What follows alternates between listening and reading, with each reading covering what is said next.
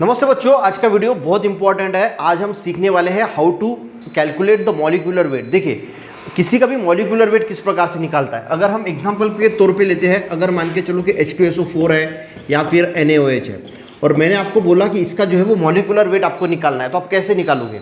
देखिए, molecular weight यानी क्या होता है, सिंपल अगर मैं आपको एक एग्जाम्पल दूँ, हमारे फैमिली में जो है वो अगर मान के चलो आपके फैमिली में 4 मेंबर है, ठीक है, और मैंने बोला आपको कि आपकी फैमिली का वेट कितना है, तो हम क्या करेंगे, सिंपल एक एग्जांपल के तौर पे बताता हूँ। आपके फादर है, मदर है, आपका ब्रदर है और आप है, ठीक है।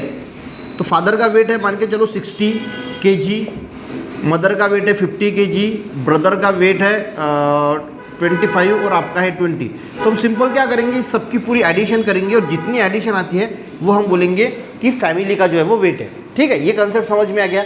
तो मॉलिक्यूलर वेट में क्या करते हैं, जितने एलिमेंट्स वहाँ पे प्रेजेंट है उनको सबको जो है वो ऐड करना है सिंपली, तो हमें मॉलिक्यूलर वेट जो है वो मिल जाता है, ठीक है। अब जैसे मैं NaOH की बात करता हूँ, अब NaOH में कौन कौन से एलिमेंट है। पहला एलिमेंट है सोडियम Na, दूसरा है ऑक्सीजन और तीसरा है हाइड्रोजन।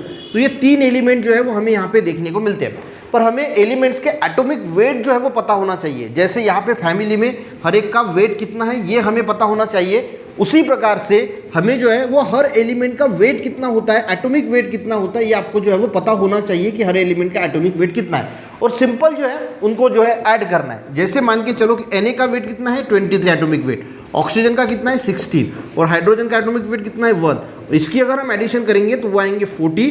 तो इसका NaOH का जो मॉलिक्यूलर वेट है वो कितना आ गया 40। अभी इसी प्रकार अगर मैं आपको H2SO4 यानी सल्फ्यूरिक एसिड का मॉलिक्यूलर वेट बोलूँ, तो H2SO4 का मॉलिक्यूलर वेट के लिए हमें हाइड्रोजन का एटॉमिक वेट है 1, सल्फर का है 32 और ऑक्सीजन का है 16।